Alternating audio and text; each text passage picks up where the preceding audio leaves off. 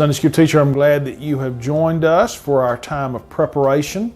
We're going to be working on Sunday, July 9th. That's the lesson that we're going to be working on here for this session. So thank you for taking the time and doing this, because the goal here is for us to help you as a teacher lead your Bible study. And so as I work on these, as I prepare, as I study, my goal is to help you be a better teacher as you lead God's people. So July 9th, we're looking at the lesson entitled The Creator. We continue in our series looking at studying the book of Psalms. We're going to be in Psalm 95.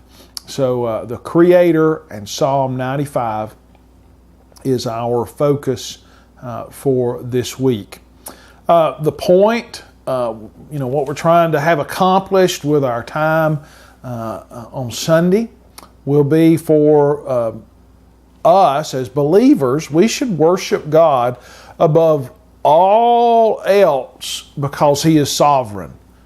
He is the Creator. And so we're going to be focusing on that. Psalm 95 exalts God as Creator and King. David may have been, he was the earthly king of Israel. He was the king. But even though he was the earthly king, he submitted himself to the sovereign, eternal Lord. So even though he was a king, he submitted his life to God.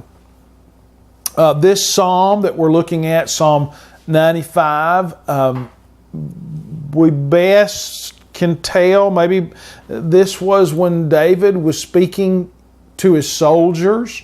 It would be like the five-star general standing up before all of the military. That may have been this situation and where Psalm 95 took place. But this session will remind us that earthly rulers may claim power for themselves, but it is God alone that we should worship.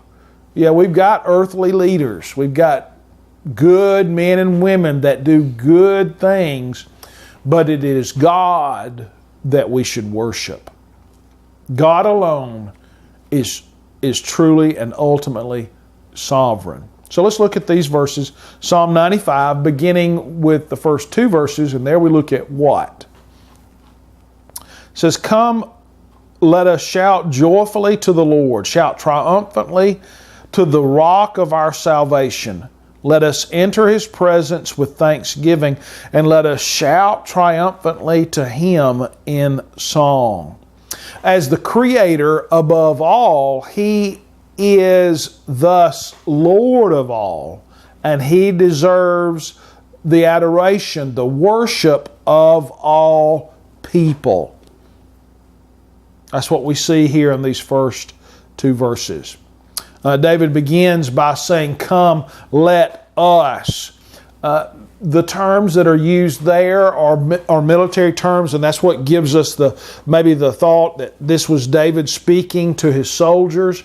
When he says, "Come, let us," it says all of us marching together. As all of us in the military march together, let us do this. So "come, let us" is like the armies lined up doing their march. And David says, as we march, here's what we're going to do. He says,